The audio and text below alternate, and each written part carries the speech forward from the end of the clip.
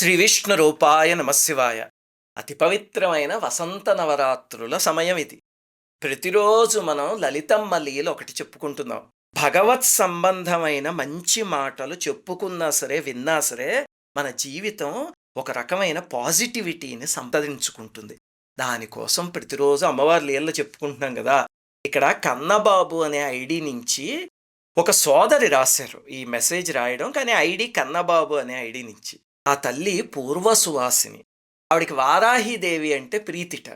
దాంతో వారాహిదేవినే పూజించుకుంటూ ఉంటారట. ఆవిడ మా అమ్మ అనుకుని పూజించుకుంటారట. మన ఈ మధ్య ఏమైందిట, వాళ్ళ మామయ్య ఇంట్లో గృహప్రవేశం జరిగిందిట. జరిగితే అందరినీ పిలుస్తారు కదా, బంధువులందరినీ. ఈవిడిని మాత్రం సరిగ్గా పిలవలేట. ఏమిటి అంటే భర్త లేడు అనే చిన్న చూపుతో సరిగ్గా పట్టించుకోలేట. ఇది ఏ స్త్రీకైనా చాలా బాధ కలిగించే విషయం. గుర్తుపెట్టుకోండి, పూర్వ సువాసిని అని ఎవరిని అవమానించకండి. చాలా దారుణమైన విషయం అది. నేను మీకు గతంలో చెప్పాను, అమ్మవారు ధూమావతి అని ఒక స్వరూపాన్ని తీసుకున్నారు. ఆ స్వరూపం పూర్వసువాసిని స్వరూపం. మలినమైన బట్టలు కట్టుకుని బొట్టు లేకుండా ఉంటారు అమ్మవారు. మరి పూర్వసువాసిని స్వరూపం అంత అపవిత్రమైందైతే ఎందుకు తీసుకున్నారు అమ్మవారు అవతారం అంటే, ఒరే వాళ్ళ స్వరూపంలో ఉన్నది కూడా నేనే అని చెప్పడానికి. గంగా భాగీరథి సమానురాలు అని అనేవారు గతంలో వాళ్ళు. ఇప్పుడు అలా కాకుండా అగౌరవంగా చూస్తున్నారు. అది చాలా పొరపాటు. ఇది వాళ్ళు కావాలనుకుని చేసుకున్నది కాదు కదా, ప్రకృతి సహజంగా జరిగింది. ఎవరినైనా అలా అవమానించారంటే అది వచ్చి మన జీవితంలో కానీ మన పిల్లల జీవితంలో కానీ తగిలి తీరుతుంది ఎప్పుడూ. అందుకని ఎప్పుడు కూడా అలాంటి పని చేయకండి. చివరికి ఆవిడ వారాహిదేవి పాదాలు పట్టుకుని ఆ రోజు ఏడిచేసేట, ఏమిటమ్మా ఇలా అయింది అని. ఇక్కడ ఒక్క నిమిషం ఆపండి. ఏం జరిగి ఉంటుంది అలా అయితేను? మనం ఎక్స్పెక్ట్ చేసేది ఏమిటి అంటే, వీళ్ళ మామ ఏదేదో కార్యక్రమం చేసుకుంటున్నారు కదా, అక్కడికి వెళ్ళి వారాహిదేవి ఏదో కత్తి జుడిపించేయాలి అని. అమ్మవారు అలా చేయరు. అందరూ అమ్మవారికి పిల్లలే.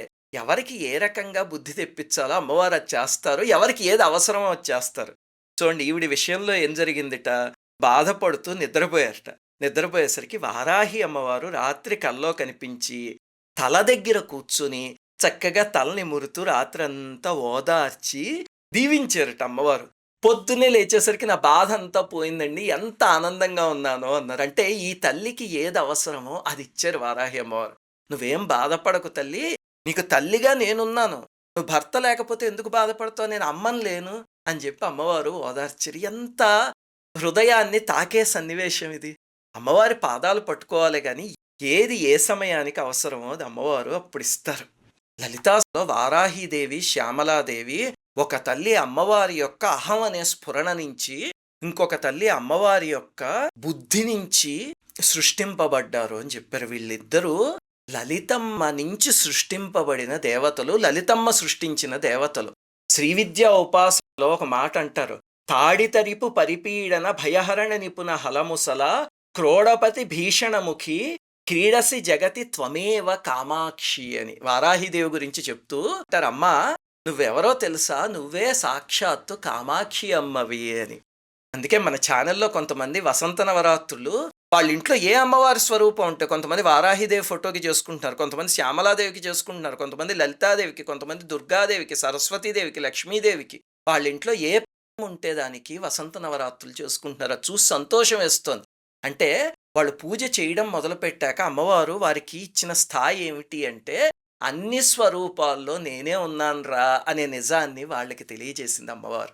ఇటువంటి జ్ఞానాన్ని అమ్మవారు అందరికీ ప్రసాదించాలని కోరుకుంటూ శ్రీమాత్రే నమః. అందరికీ నమస్కారం. మన ఆధ్యాత్మిక వీడియోల్ని 3 ఛానల్స్గా విభజించాం. 3 ఛానల్స్కి సబ్స్క్రైబ్ చేసుకొని పక్కనే ఉన్న బెల్ ఐకాన్ని క్లిక్ చేయండి.